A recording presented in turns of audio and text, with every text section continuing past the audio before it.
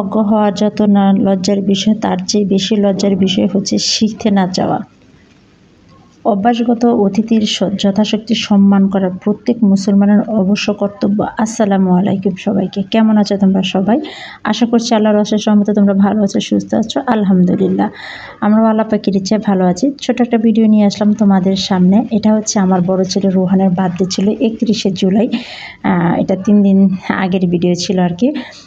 আর তোমরা দেখতে পেরেছো যে আমার বাসার অবস্থা এতটাই খারাপ যে মানে খুবই ভয়াবহ অবস্থা আমার বাসার অবস্থা।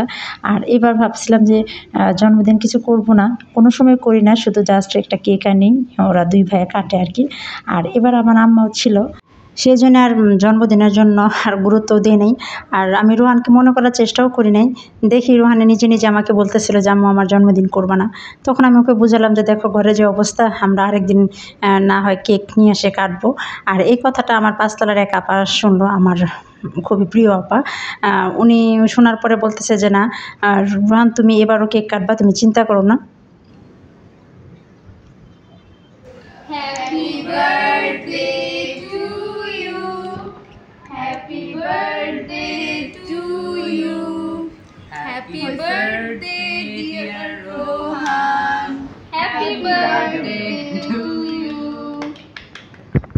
আরে তো তোমাকে খাইতে কেমনে ভাই নানু উঠে একটু খাওয়াই দাও। কই তোর আমি কিন্তু উনি যে ওনার বাসায় এই আয়োজনটা করবে সেটা আমি বা রোহান আমরা কেউই জানতাম না। আপা আমাকে বলেছিল যে আপনারা রাত্রেবেলা আমাদের বাসায় খাবেন। আর আমার ঘরের অবস্থা কয়েকদিন যাবত তো খুবই খারাপ, তোমরা দেখতেই পারছো, সেটা আমার আগের ভিডিওতে। আর এই আয়োজনটা পুরোটাই করেছিল ছায়মা, অনিমা আর হচ্ছে দিহান, ওরা 3 ভাই বোন। আর ওরা 3 ভাই বোন মিলে রোহানকে এই সারপ্রাইজটা দিবে।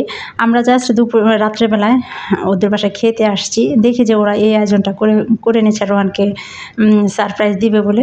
যাই হোক, অনিমা, সাইমা, দিহান, তোমাদেরকে অসংখ্য ধন্যবাদ, অনেক অনেক ধন্যবাদ তোমাদের। আর তোমাদের জন্য দোয়াও রইল। আর রোহানকে এত সুন্দর একটা সারপ্রাইজ দেওয়ার জন্য, ওকে খুশি করার জন্য তোমাদের 3 জনকে অনেক অনেক ধন্যবাদ। এভাবেই তোমরা তোমার এই ছোটো ভাইয়ের পাশে তোমরা সব সময় থেকো, আমি আশা করব সব সময় তোমরা থাকবে। আর এই তো ওরা ভাই বোনেরা সবাই মজা করতেছে, জাস্ট এইটুকুই, আমরা আর বেশি আয়োজন করি নাই। আর ওই যে বলেছিল যে আপা খাওয়ার জন্য দাওয়াত দিয়েছে, জাস্ট আমরা খাওয়ার জন্য আসছি। আর এখানে ওরা রোহানে তো এত খুশি হয়েছে যে খুশিতে কেক কাটতে কেটে মোমবাতিটা ও ফুদ নিভাতে ভুলে গিয়েছিল।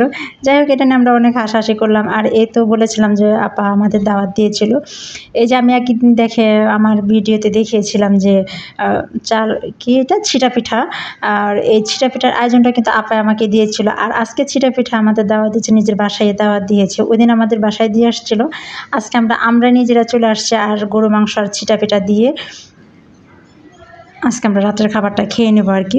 যাই হোক, ছোটোখাটো হলেও অনেক সুন্দর হয়েছে, অনেক ভালো লাগছে। সবাই আমরা একসাথে বসে অনেক মজা করে খেলাম আর কি, অনেকটাই ভালো লাগলো। যদিও জন্মদিনটা আমি কোনো সময়ই বড় করে করি না, এটুকুই করে করি। আজকে তো আমার এই 5 তলা আপারা ছিল। আর অন্য সময় যে আমরা রোহান সামনের জন্মদিনের তারিখগুলো যা আসে আমরা নিজেরাই করি, শুধু একটা কেক এনে 2 ভাইয়ে কেটে নেয়, জাস্ট এই পর্যন্তই।